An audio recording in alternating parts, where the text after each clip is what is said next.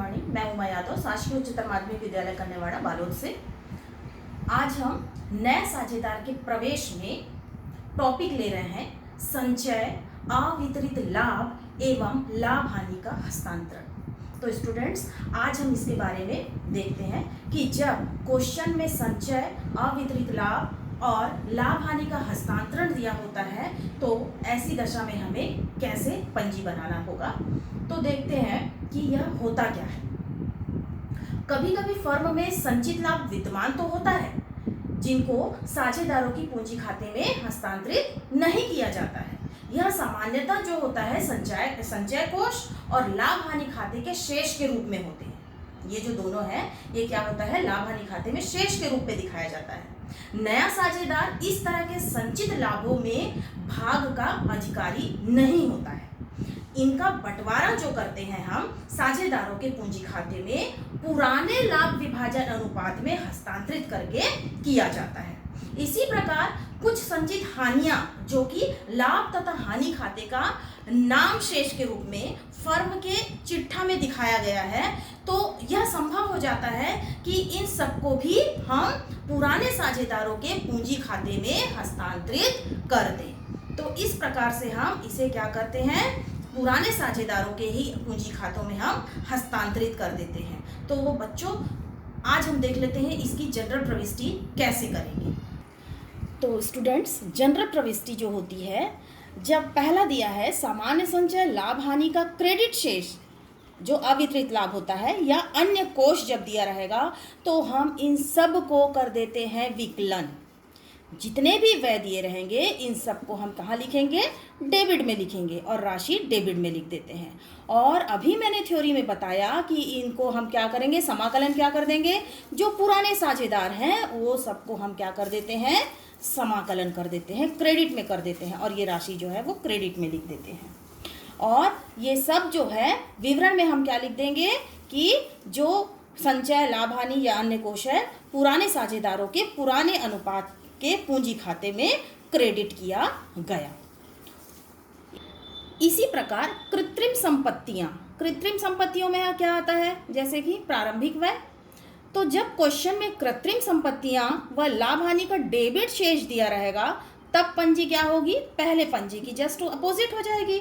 इसमें क्या करेंगे हम, पुराने साझेदारों का पूंजी खाता विकलन और जो भी कृत्रिम संपत्तियां दिया हुआ है वो जो है उसको हम समाकलन कर देते हैं। जैसे कि यहाँ पर लाभ हानि खाते से और कृत्रिम संपत्ति खाते से राशि विकलन का विकलन में आ जाएगा और समाकलन का समाकलन। हम विवरण में क्या लिख देंगे, लाभ हानि खाता तथा लाभ हानि खाते का डेबिट शेष और कृत्रिम संपत्तियों को पुराने साझेदारों के पुराने अनुपात में पूंजी खाते में यहाँ लिखेंगे डेबिट करने पर।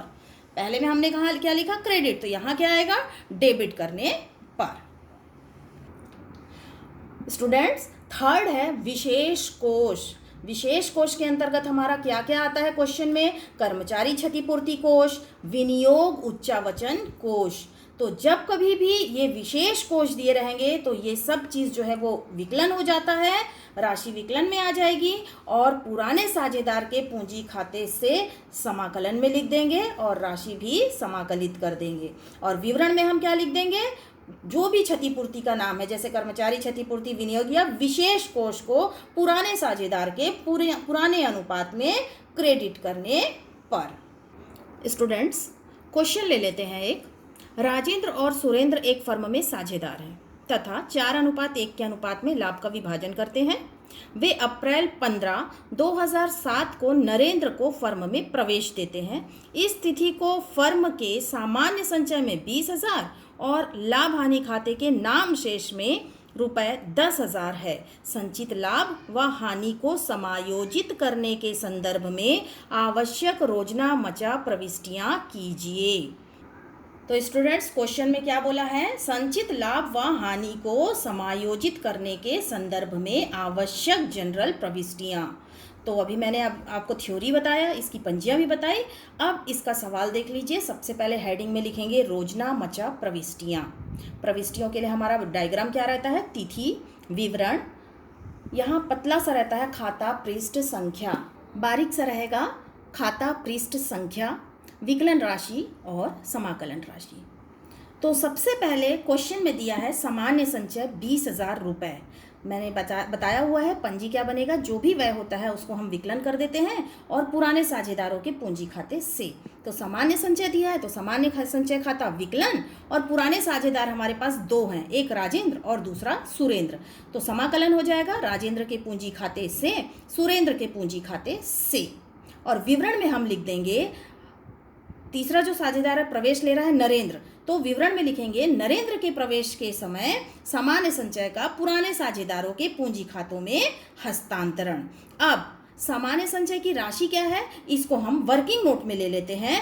सामान्य संचय की राशि दी हुई है 20,000 रुपये।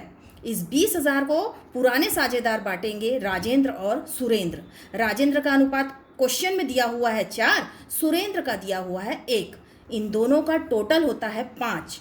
तो 20,000 में राजेंद्र का भाग 4/5 और सुरेंद्र का हो गया 20,000 का 1/5। तो इनका हम अनुपात निकाल लेंगे तो आएगा 16,000 और दूसरे का आएगा 4,000। इसकी पोस्टिंग हम पंजी में कर लेते हैं। तो समाकलन में हम राजेंद्र में लिखेंगे 16,000 और सुरेंद्र में लिखेंगे 4,000 रुपये। तो इस प्रकार से संचय की पंजी हमारी होती है। अब क्वेश्चन में दिया हुआ है लाभ हानि खाते के नाम शेष। तो जब नाम शेष दिया रहता है तो इसको हम समाकलन कर देते हैं और पुराने साझेदारों की पूंजी खाते को विकलन करते हैं। तो पुराने साझेदार हैं राजेंद्र के पूंजी खाता विकलन और सुरेंद्र का पूंजी खाता विकलन। इसकी राशि दी हुई है हमारे पास 10,000 रुपये। वर्किंग नोट में आ जाते हैं 10,000 और इनका अनुपात हमको दिया हुआ है, लाभ हानि का अनुपात जो है यहाँ पर हमने दिया हुआ है, लिखा है 4:1। तो यहाँ भी क्या हो गया 4:1। तो राजेंद्र का भाग हो गया 10,000 गुणा 4/5 और सुरेंद्र का भाग हो गया 10,000 गुणा 1/5। इसको सॉल्व करेंगे तो हमारी राशि आ जाएगी, सॉल्व करेंगे बच्चों तो हमारी राशि आ जाएगी राजेंद्र की 8,000 और सुरेंद्र की 2,000। इस राशि को हम पुटअप कर देंगे पंजी में। राजेंद्र में 8,000, सुरेंद्र में 2,000। ये डेबिट हो गया। और क्रेडिट में हम क्या लिख देते हैं, लाभ और हानि खाते से, और इसकी रकम हमको दी गई है 10,000 रुपये। और विवरण लिख देते हैं लाभ हानि के डेबिट शेष का पुराने साझेदारों के पूंजी खातों में हस्तांतरण। इस प्रकार से सामान्य संचय और लाभ हानि खाते की पंजी प्रविष्टि की जाएगी। तो स्टूडेंट्स, जितने भी आपके क्वेश्चन दिए हुए हैं आपके नवबोध में 42 और 43 इसके आधार पर क्वेश्चन आपके बन जाएंगे, जिसमें दिया गया है कि समायोजित करने के संदर्भ में आवश्यक रोजनामचा प्रविष्टियां कीजिए। तो आई होप आपको सब समझ में आ गया होगा स्टूडेंट्स। Thank you.